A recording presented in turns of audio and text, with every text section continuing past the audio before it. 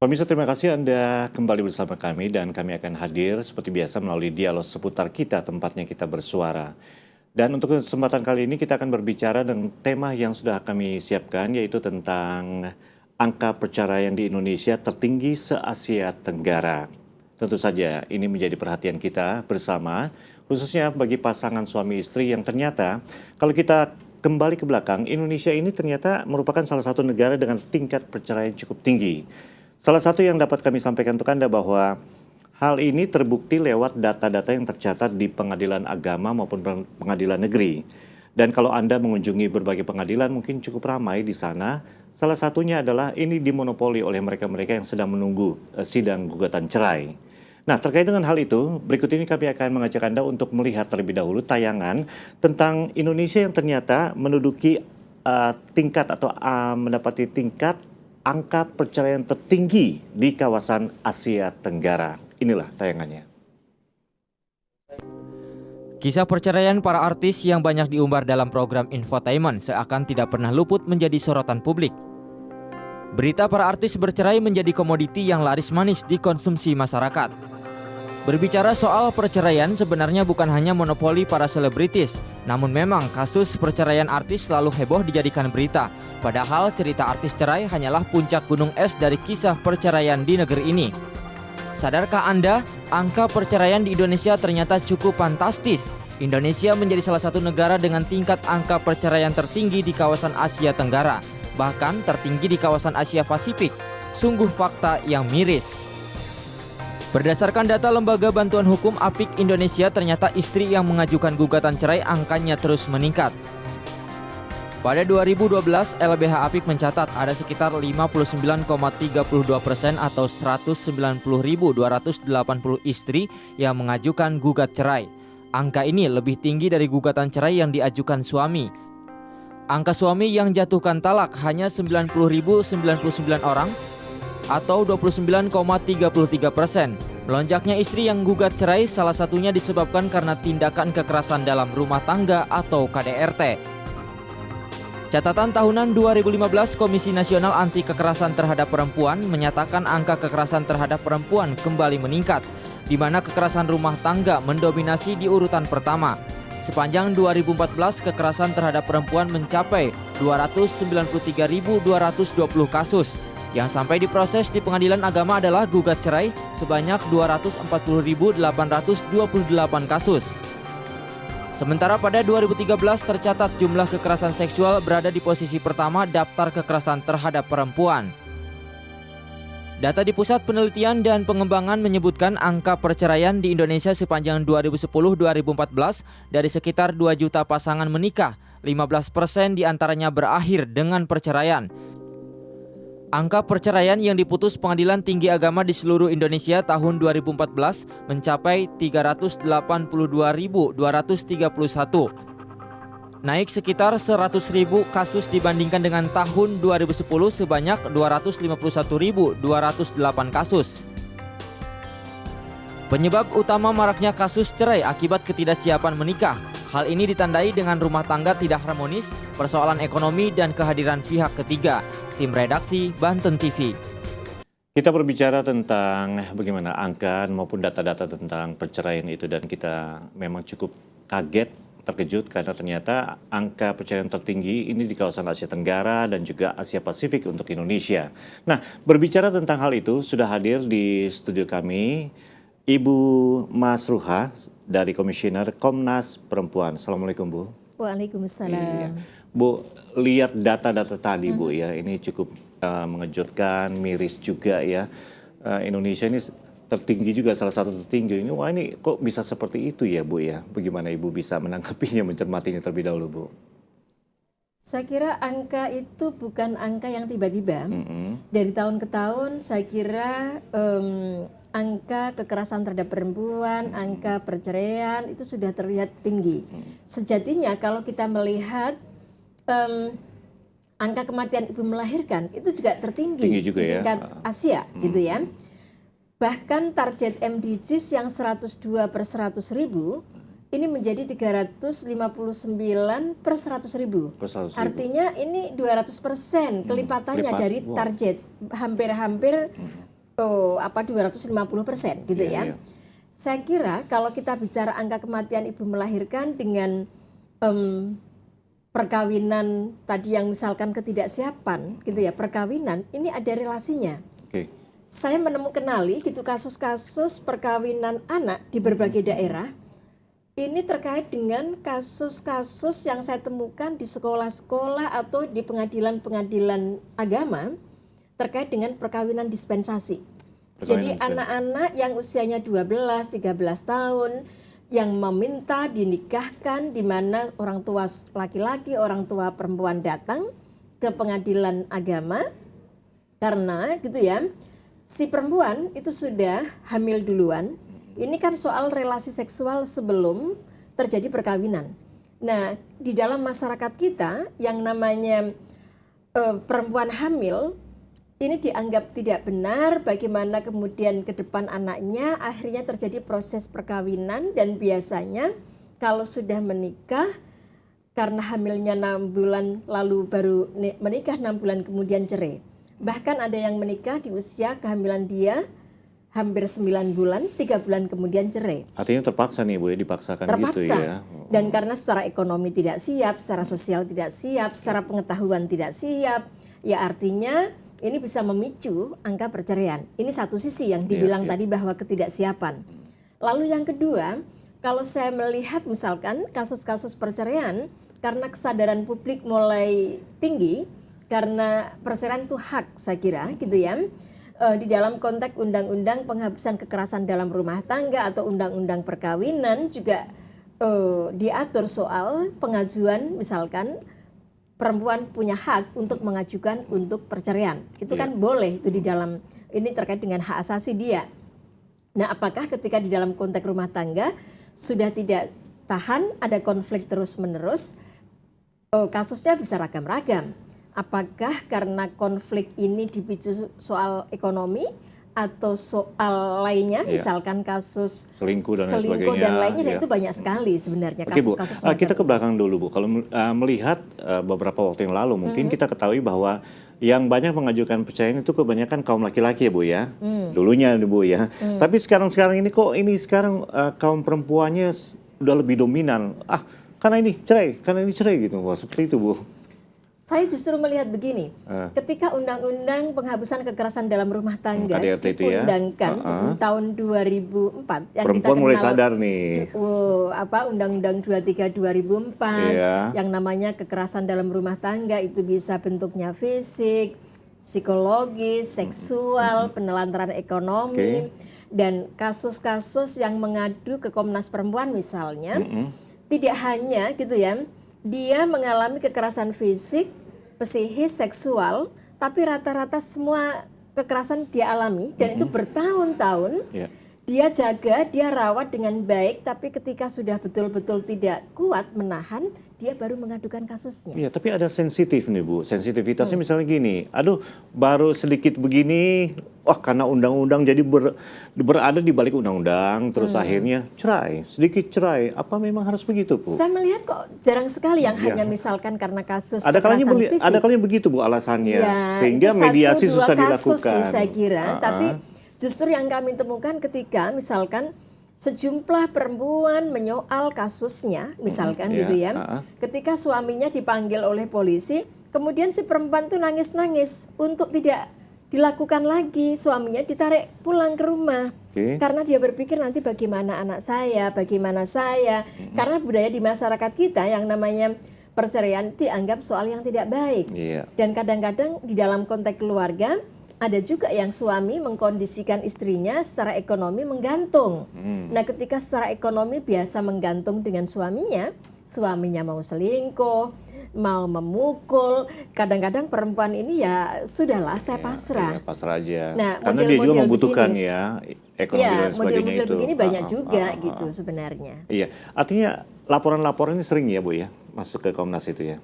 Ya, selain masuk ke Komnas Perempuan, di teman-teman misalkan di daerah-daerah ada lembaga pengada layanan, misalnya LBH Apik, Mitra Perempuan, Puan Amal Hayati, dan lain-lainnya. Ini yang namanya lembaga pengada layanan. Oke. Mereka adalah organisasi atau lembaga yang menerima pengaduan kasus dan juga melakukan pendampingan korban.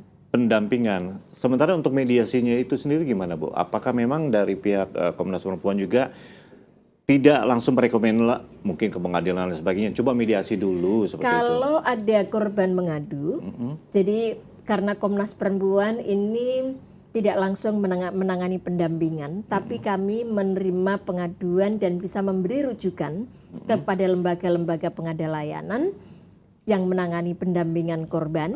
Jadi ketika ada korban mengadu, ya ada proses gitu ya, penerimaan pengaduan dan didengarkan dengan baik. Harapannya apa korban itu? Kalau sampai dia menghendaki ada pendampingan hukum, kita bisa rujuk kepada lembaga pendampingan hukum gitu, semacam LBH itu ya. Oke, baik. Ibu, kita break dulu. Pemirsa, masih dalam dialog seputar kita, tempatnya kita bersuara. Kami hadir dengan tema angka perceraian di Indonesia tertinggi se-Asia Tenggara. Tentu saja untuk Anda yang akan berpartisipasi, silakan Anda bisa hubungi 021 630 7303. Anda bisa bertanya, Anda bisa sharing juga, silakan. Sementara Anda pun bisa update lewat hashtag seputar kita _SaveMarriage. Anda bisa mention juga, silakan lewat Twitter kami. Tetap bersama kami, masih dalam dialog seputar kita. Kami akan kembali sesaat lagi.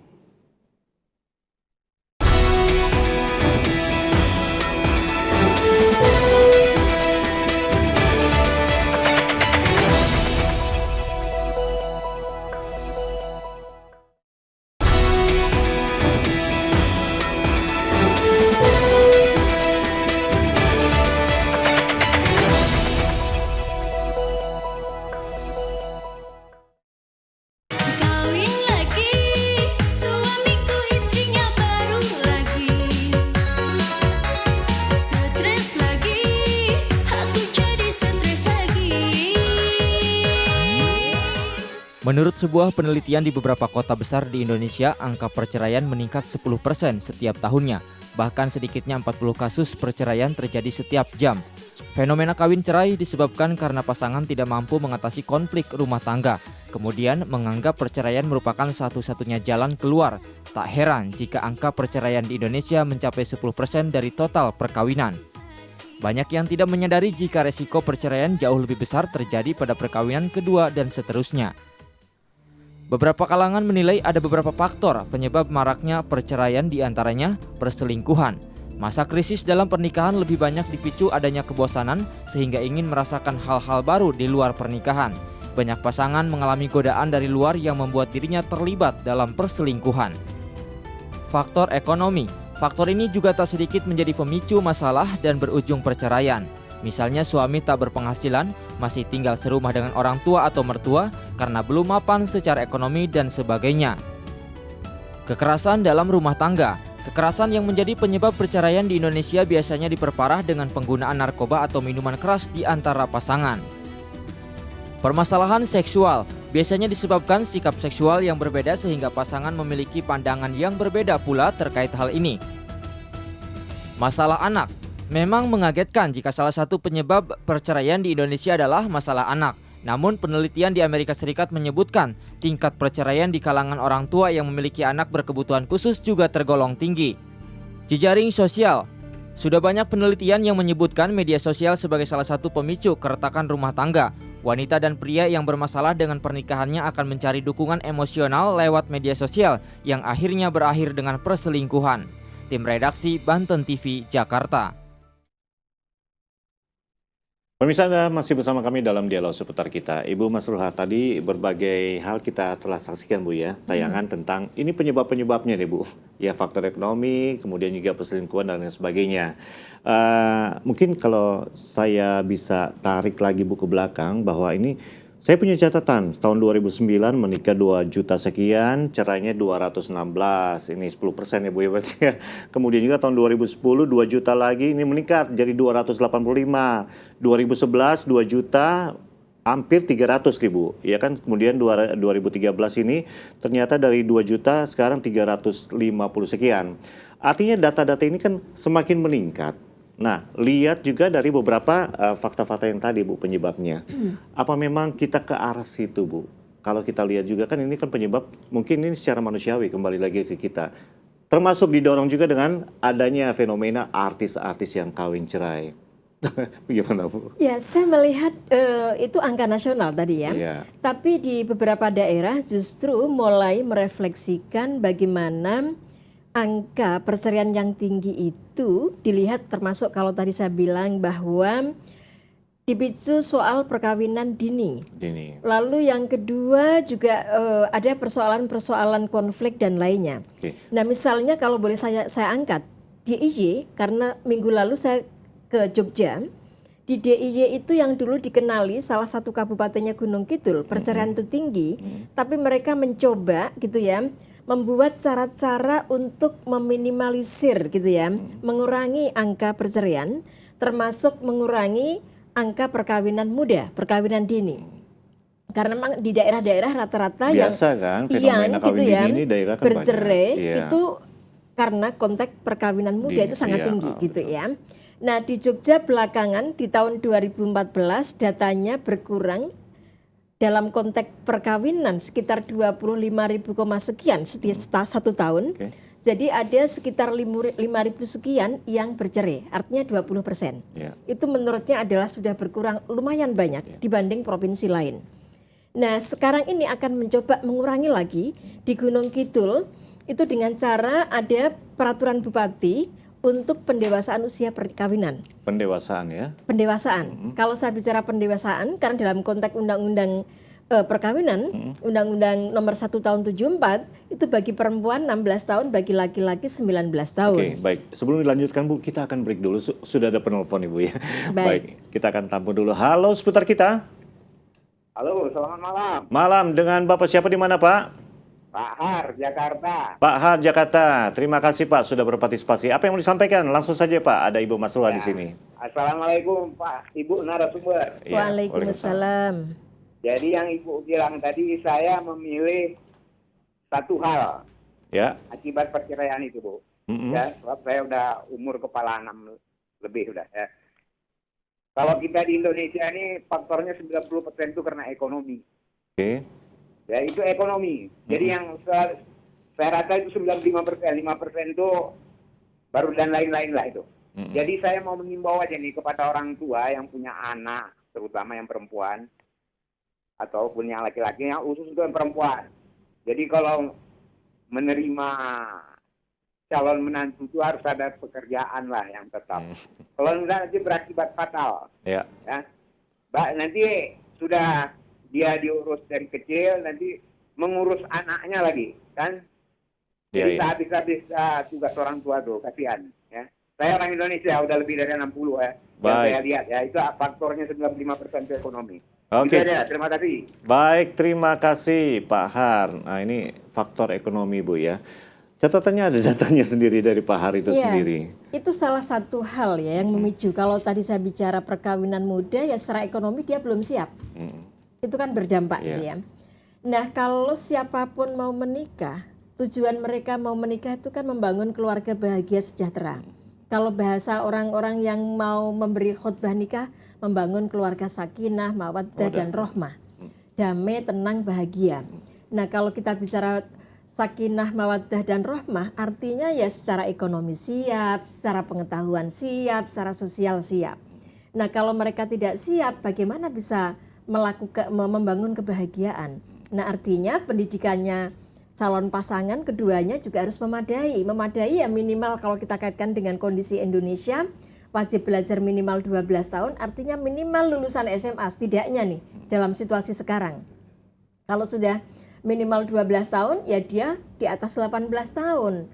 Meskipun kalau kita bicara usia perkawinan yang baik, yang matang secara reproduksi, itu bagi perempuan 21 tahun itu matang secara reproduksi. Ya. Karena kalau di bawah itu, dia kondisi reproduksinya belum matang. Dan ini bisa berimplikasi pada kondisi kesehatan perempuan. Oke, nah kalau misalnya hal kesehatan itu sendiri, ini kan seharusnya mereka harus tahu dan sadar bahwa khususnya perempuan itu sendiri.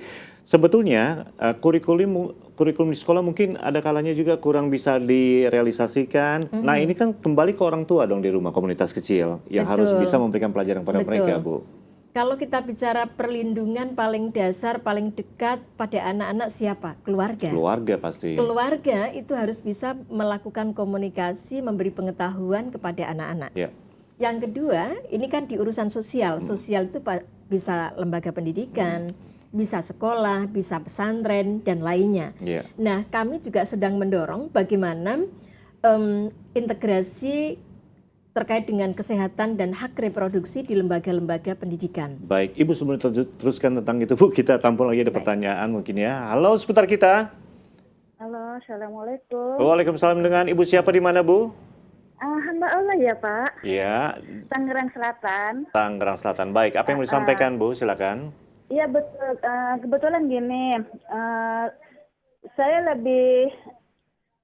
lebih memfokuskan kalau berumah tangga itu mengutamakan keimanan ya Pak ya. Ya. Karena kebetulan saya menikah di usia 26 dengan suami selisih 5 tahun yaitu 31 tahun. Dengan saat itu masing-masing bekerja, tapi nyatanya adanya campur tangan yang tidak bisa menempatkan diri bagi kepala keluarga. Ya. Sehingga kondisi rumah tangga kami berada dalam ujung tanduk atau terancam dari kegagalan. Karena campur tangan pihak ketiga itu, sehingga suami gampang mengucapkan kata cerai. Gitu. Jadi keimanan lah itu lebih utama daripada yang lainnya. Karena Baik. yang lainnya itu bisa menyusul, Pak. Iya, tapi memang sekarang Ibu berada di ujung tanduk, Ibu merasa seperti itu? Iya, hampir mendekati ke sana, Pak. Karena tinggal menunggu langkah aja ke depannya. Apakah sebelumnya ada mediasi misalnya, Bu? Sudah sering, udah banyak, udah kemana-mana, Pak. Sampai terakhirnya tuh ke Komnas Perempuan, P2 TP2AI, Tangsel. Apa yang direkomendasikan, Bu, dari sana? Ya di sana bilang katanya si suami itu memang ingin melakukan perpisahan karena ya yang saya pahamin dari 2007 itu sudah ada ucapan kata cerai karena ada pihak lain yang campur tangan. Kalau boleh tahu, Bu, pihak ketiganya siapa sih, Bu? Kenapa? Kalau boleh tahu pihak ketiganya siapa? Pertama dari keluarganya, kedua dari perempuan lain, dan ketiga lebih sering mendengar suara dari pihak yang lain. Oke, seperti baik. tetangga dan keluarganya. Iya, terima kasih Ibu partisipasinya, Bu, ya. Nanti Ibu Iya. Masro akan menanggapinya. Terima kasih, Bu. Iya, iya.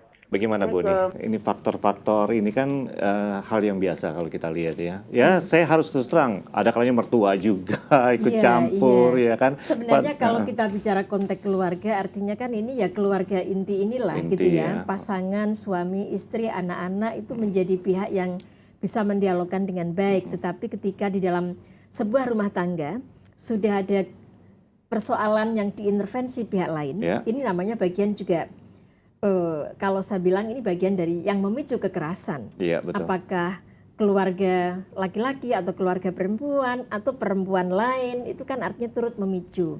Nah, kalau ini sudah dipertahankan bertahun-tahun, seringkali perempuan sebenarnya gitu mencoba bertahan sekian waktu. Objek penderita gitu ya, Bu.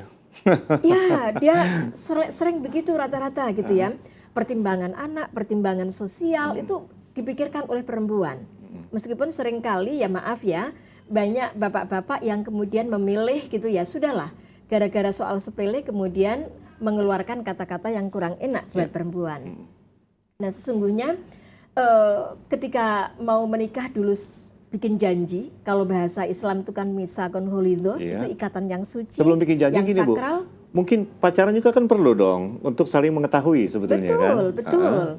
Dan banyak juga yang sebelumnya pacaran bertahun-tahun, tapi ketika sudah menikah ada intervensi.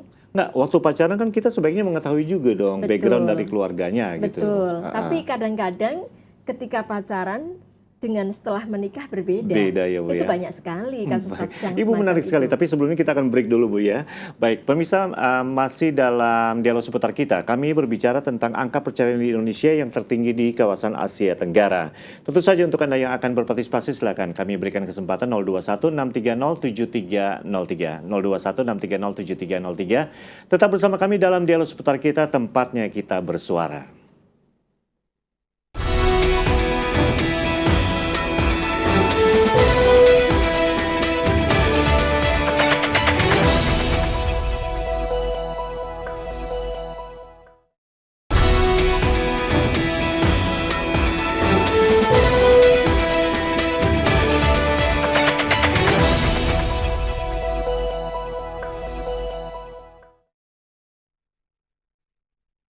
Dialog seputar kita masih hadir menemani Anda dengan tema angka perceraian di Indonesia tertinggi di kawasan Asia Tenggara. Masih bersama dengan Ibu Masruha dari Komisioner Komnas Perempuan. Ibu, menanggapi pertanyaan tadi Bu, mungkin saya masih runut lagi nih Bu. Ada kalanya kan memang banyak faktor yang kita ketahui ini sebagai penyebab perceraian. Tapi salah satunya yang lebih dominan yang sering terjadi adalah itu hubungan antara mungkin istri dengan mertua ya dari laki-laki.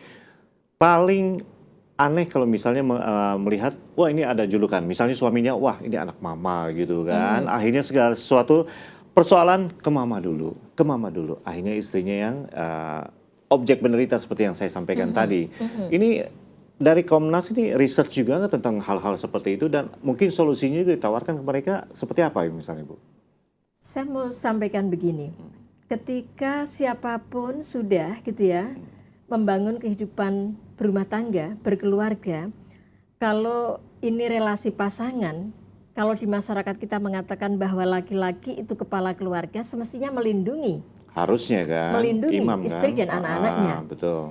Dan artinya apapun diselesaikan di dalam konteks keluarga, tidak kemudian dibawa kepada ibunya atau kepada orang lain. Pihak ketiga. Nah, selama ini banyak kasus-kasus yang semacam itu. Ketika ada persoalan ya bagaimana diselesaikan di dalam, jangan dibawa keluar. Kalau sudah dibawa keluar, memicu nih persoalan makin keras di dalam rumah tangga ini. Nah, seringkali masyarakat atau perempuan itu juga akhirnya menimbang-nimbang, memilih, mendiamkan, tapi ketika kesakitan-kesakitan dirasakan sangat dalam, sangat panjang gitu ya, termasuk kalimat, oh Indonesia tiba-tiba dianggap perceraiannya tinggi, padahal dia sudah menahan sekian lama, sekian tahun.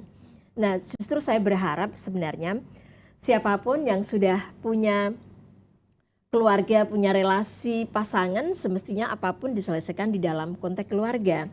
Jangan sampai dibawa keluar dulu gitu. Karena tujuan dia menikah termasuk apapun kalau kita bicara membangun keluarga bahagia ya semestinya di dalam ini dibiasakan dilakukan dialog pada anak-anak, pada istri, istri kepada suami, suami kepada istri, bagaimana keluarga ini menjadi cair dan bagaimana keluarga ini menjadi ruang belajar dan ruang diskusi. Ya, saya kembali ke masa pacaran itu sendiri.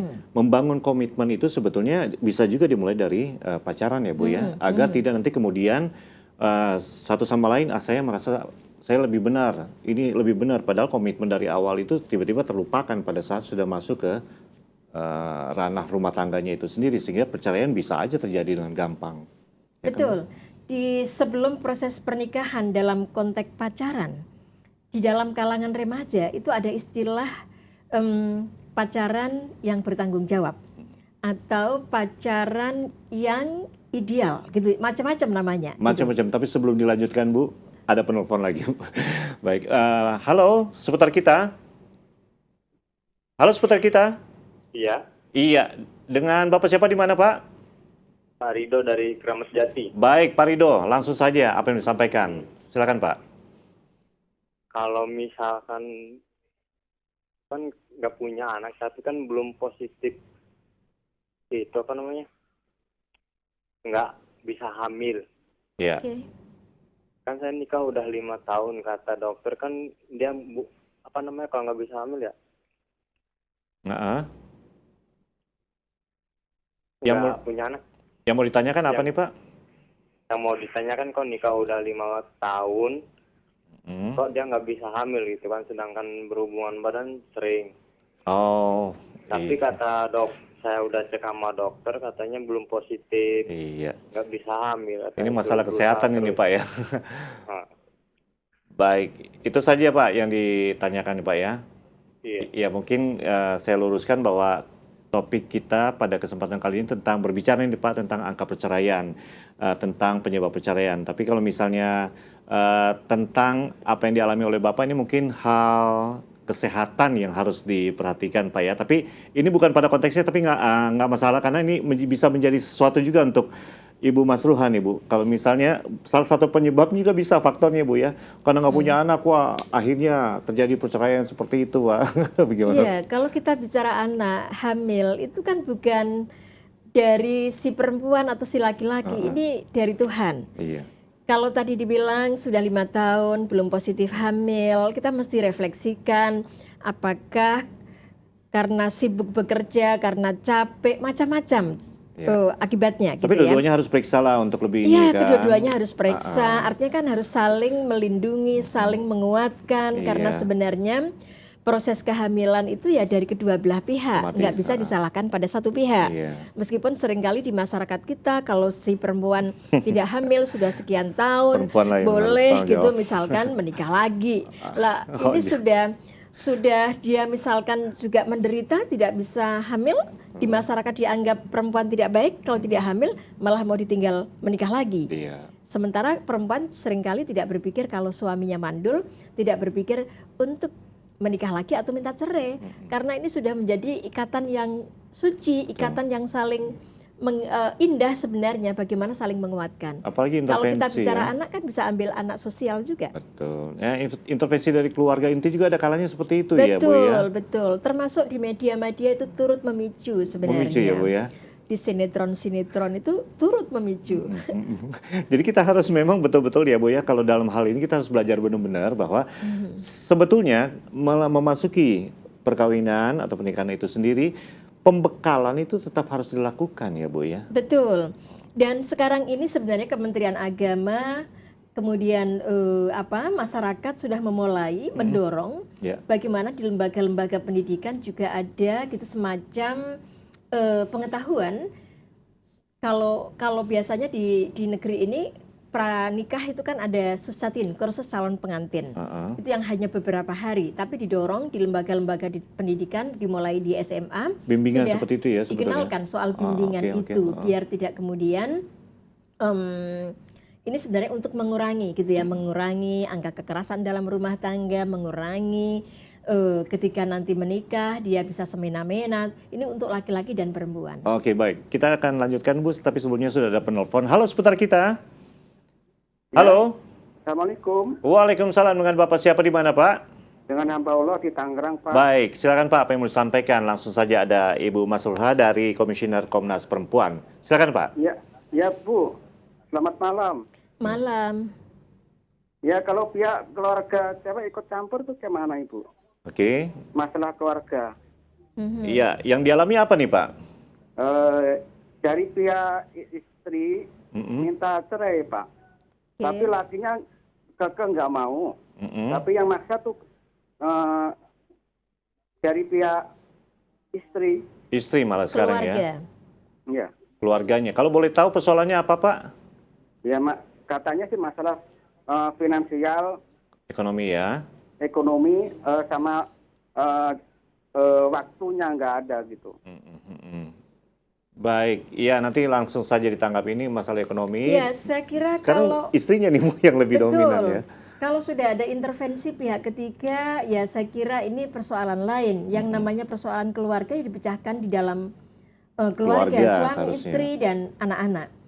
Nah, kalau kita bicara alasannya secara ekonomi, sebenarnya ekonomi itu kan tidak harus kemudian dari unsur laki-laki saja, perempuan juga Perempuan bisa. juga, Karena kalau kita bicara di Tangerang sekarang ini akses ekonomi lebih memungkinkan kepada perempuan. Perempuan itu sendiri. Misalkan banyak pabrik-pabrik yang memang dibutuhkan tenaga kerjanya Buruhnya adalah ya. perempuan. Tenaga kerja. Nah, artinya bagaimana peran gender gitu ini harus terbangun di dalam keluarga. Oke. Jadi misalkan kalau perempuan punya peluang kerja keluar, suaminya misalkan bisa dia kesulitan, artinya kan bisa berbagi yang urusan rumah dilakukan oleh suami, perempuannya keluar tapi saling menghargai sebenarnya.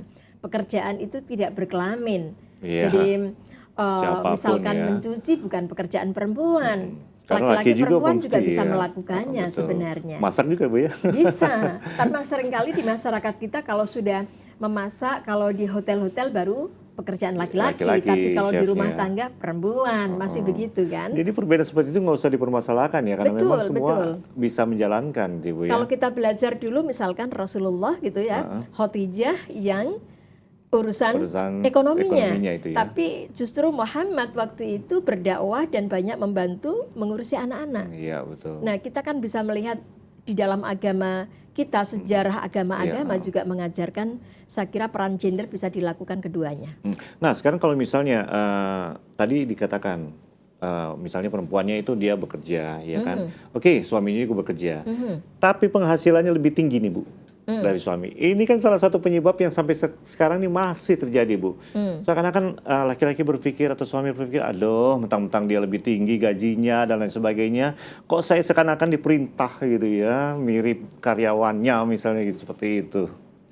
Ya, ini bisa kasusnya ada dong terjadi pasti pada ya. perempuan, bisa terjadi pada laki-laki. Laki-laki. Tapi bagaimana saling menghormati, itu yang mesti dibangun. Tapi ada kalanya dalam perempuan konteks kalau keluarga. sudah begitu Bu, wah seakan-akan merasa lebih nih Bu. Betul Apa nggak? laki-laki kalau sudah apa Laki-laki lebih kan tinggi wajar, Bu, juga dari dulu merasa seperti juga itu. nggak? Sama kan? Kita tidak boleh gitu ya. Keduanya saling menghormati, saling Oh, menghargai. gitu. Apakah laki-laki lebih tinggi penghasilannya, apakah perempuan lebih tinggi penghasilannya, bagaimana saling menghormati bahwa ini juga bagian yang bisa dikomunikasikan keduanya. Artinya menghormati itu Ibu ya. Betul, Tetap, betul.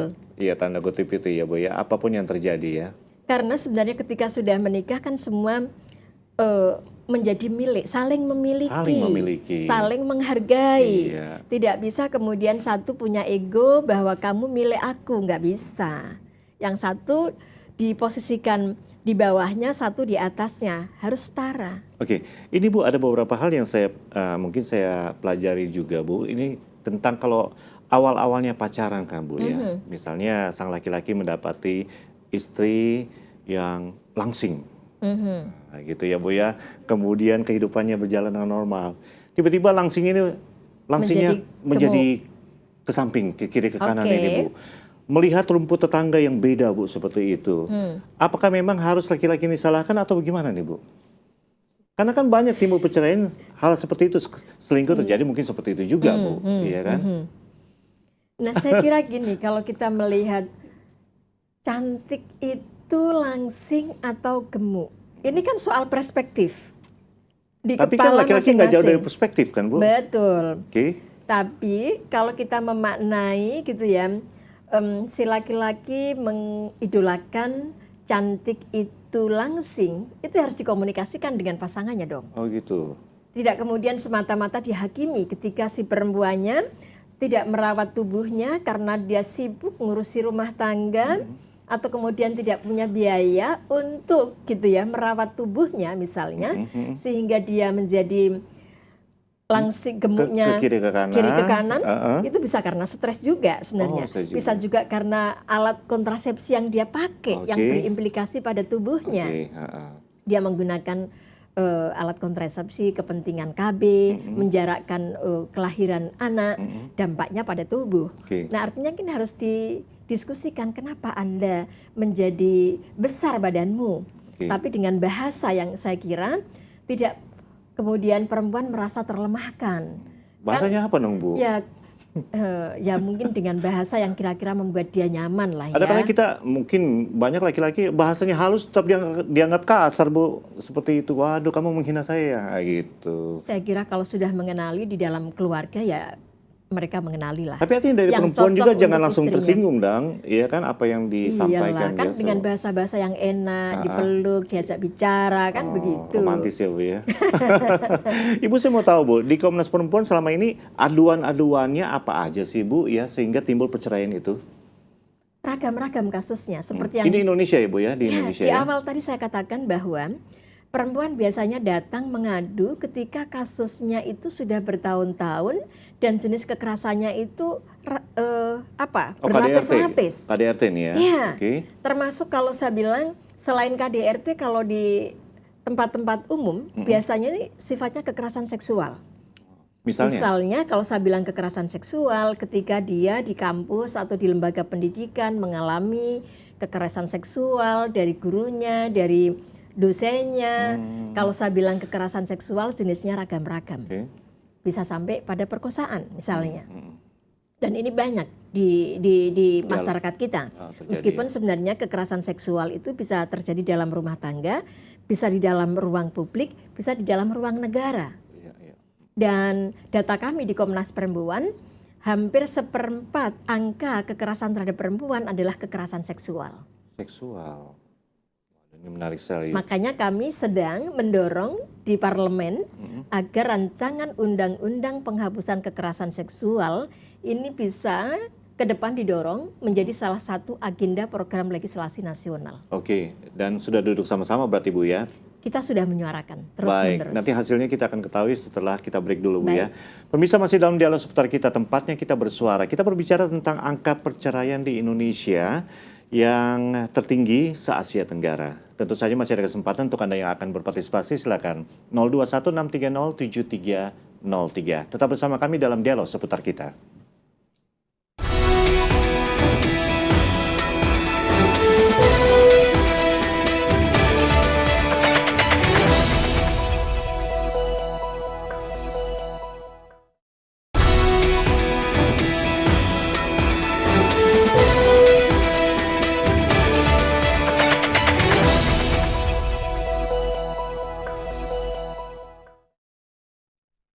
Pemirsa, terima kasih Anda masih bersama kami dalam dialog seputar kita. Tempatnya kita bersuara, masih bersama Ibu Masruha. Kita berbicara tentang perceraian Ibu ya.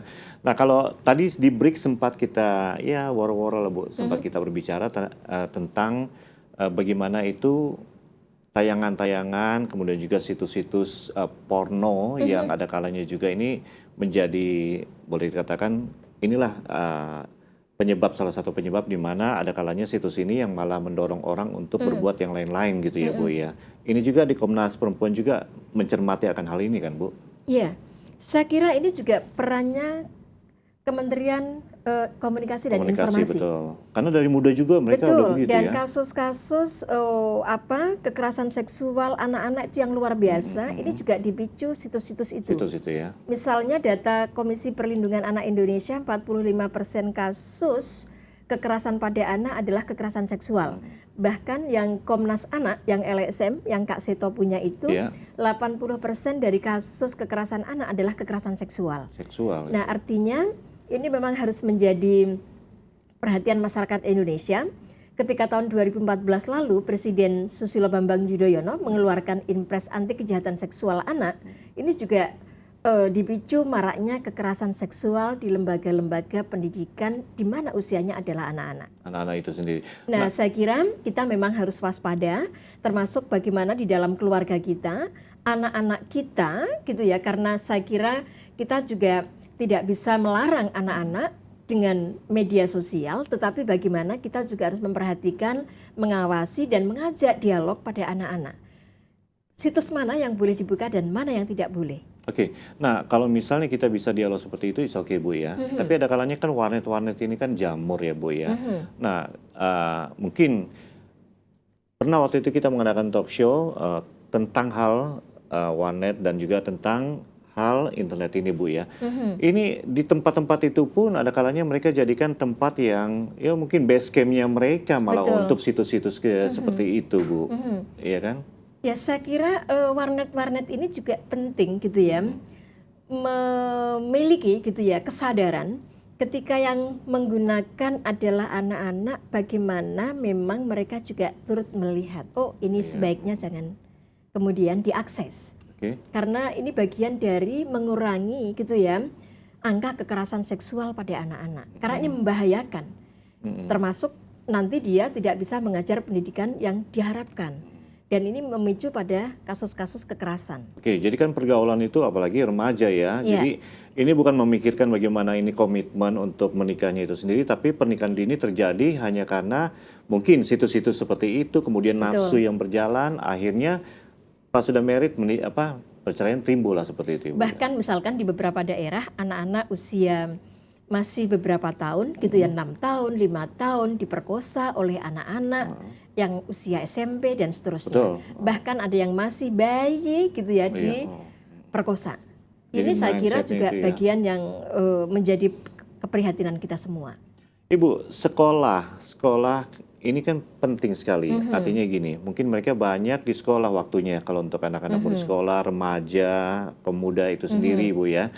Kurikulum tentang hal ini pun sebetulnya sudah harus disosialisasikan oleh sekolah.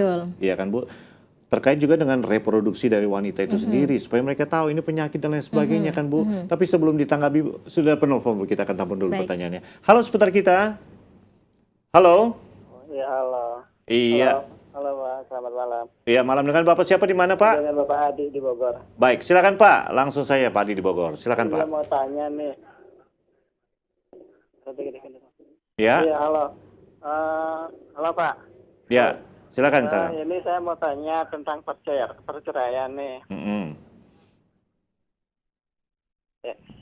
Kalau misalnya nih dari pihak perempuan, Ya, kadang-kadang kan suka ngomong yang gimana ya, Mak, yang macam-macam tentang suami, tentang kejelekannya gitu kan, memicu untuk perceraian. Mm-mm. Gimana tuh caranya supaya solusinya untuk suami supaya kalau sedangkan suami tidak mau menceraikan misalkan ya. Mm-mm. Terus gimana tuh solusinya Baik. supaya hubungan suami istri tidak sampai bercerai? Oke, baik. Itu saja Pak Adi ya. Iya. Ya, terima kasih Pak. Partisipasi yang langsung ditanggapi oleh Ibu Masruha ini. Ya, saya kira ekonomi itu bukan satu-satunya. Ketika kedamaian terjadi di dalam rumah tangga, kedamaian itu kan bisa melalui komunikasi, komunikasi itu bisa bahasa tubuh, bahasa lesan. Ketika dia merasa damai, nyaman, meskipun tanpa ekonomi yang memadai, biasanya juga happy. Iya. Jadi happy itu ragam-ragam caranya, saya kira. Bagian di mana aja sebetulnya Betul. ya. Mau yang kekurangan juga kalau bahagia ya is oke Bu ya. Tapi artinya ketika misalkan ini ada faktor misalkan perempuan ngomongin suaminya di mana-mana, Tapi banyak ya, Bu, ya, kejelekannya, seperti itu ya. misal tadi contohnya Bapak tadi.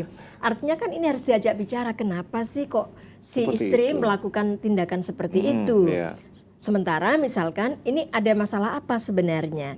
Ini kan harus diajak bicara dulu. Iya, iya. Jangan kemudian lalu disalahkan satu sisi, tapi sebelum diajak sebaiknya memang diajak bicara. Cari penyebabnya Masalahnya ya berarti apa? ya? Penyebabnya apa? Oke. Akar masalahnya apa? Sehingga dia melakukan itu. Karena persoalan ini harus diselesaikan di dalam dulu. Baik. Komunikasi ya Bu itu penting sebetulnya. Saya kira komunikasi itu hal yang prinsip. Itu hal yang utama. Nah, tapi kan gini Bu, ini bicara tentang komunikasi itu sendiri, jangan sampai berakhir dengan perceraian karena nggak ada komunikasi. Tingkat kesibukan di kota sendiri kan kita ketahui Bu, kalau misalnya suami istri bekerja, ya kan nggak ada waktu untuk komunikasi. Ujung-ujungnya juga tidurnya tadinya dempet, lama-lama agak sedikit jauh-jauh, akhirnya pindah kamar gitu kan. Nah ini kan seperti itu kan, ini harus dicermati juga dong Bu. Betul. Komunikasi kan tidak harus kemudian secara fisik ketemu terus-menerus. Bisa saja gitu. Sekarang alat teknologi kan sudah By ragamnya handphone banyak. gitu ya. Pendek tapi efektif. Jadi gini, menyatakan cinta lewat email gitu Bu ya? Kan bisa. Dan nanti suatu waktu bisa berjalan bersama. Yang penting kan soal saling percaya di sini. iya. Saling menguatkan, disitulah yang utama. Iya. Yang ada kalanya kalau bicara tentang itu kan memang kita harus sadar ya satu sama lain. Terlebih gini Bu, sebetulnya yang riskan adalah perceraian terjadi sementara anak-anak menangis itu Bu. Iya. Nah, artinya memang apapun yang Nurani terjadi nih, Bu, di sekarang. rumah itu kan harus anak-anak mengenalinya, mengetahuinya. Betul. Anak itu adalah topangan, anak itu penguat di dalam rumah. Betul. Artinya anak sejak dini pun juga dibiasakan diajak musyawarah, mengenali ibunya kerja di mana, ayahnya kerja di mana. Nah, ketika ini sama-sama tahu, pastinya anak juga bisa mendialogkan, menceritakan pada teman-temannya, oh bapak saya di sini, ibu saya di sini. Dan bagaimana anak ini juga ada komunikasi secara baik pada kedua orang tua. Nah, ketika ini termasuk memicu keharmonisan loh yang namanya anak-anak Anak ini. ini ya. Jadi biasanya ketika anak-anaknya ini biasa mendialogkan, pasti orang tua ini juga akan hati-hati betul kok. Otomatis ya Bu ya. Ya. Jadi- Jadi memang apapun ini musyawarah di dalam rumah, mendialogkan itu hal utama. Jadi sebelum ada kata perceraian, nengok dulu nih anak-anak ya Bu ya. Iya. Ini salah satu mediasi juga sebetulnya Bu ya. Betul. Karena faktor utama itu pada anak-anak. biasanya. Pada anak-anak itu sendiri ya. Betul. Ibu saya mau ketahui dong Bu, bagaimana kehidupan keluarga Ibu dengan suami juga supaya ini mungkin jadi contoh juga Bu. Kami belajar pada orang tua saya sebenarnya. Ah, ah. Orang tua saya itu selalu mendialogkan apapun kepada anak-anak, dan bapak saya, ibu saya dulu kemanapun keluar rumah itu terbiasa memberitahu kepada anak-anaknya. Artinya ini kan mendialogkan. Jadi anak-anaknya juga mengikuti, semua anak mengikuti. termasuk peran gender kalau yang tadi saya bilang gitu ya. Kebetulan ibu saya pedagang, bapak saya guru, dan banyak ngurus kegiatan sosial. Bahkan karena ibu saya banyak di luar rumah dan juga aktivis ibu saya, yang urusan-urusan domestik, misalkan menjemur baju itu banyak dilakukan bapak saya dulu. Jadi artinya ini bukan persoalan itu pekerjaan perempuan, tapi laki-laki perempuan bisa saling melengkapi. Dan anak-anaknya mengikuti jejak orang tua kami.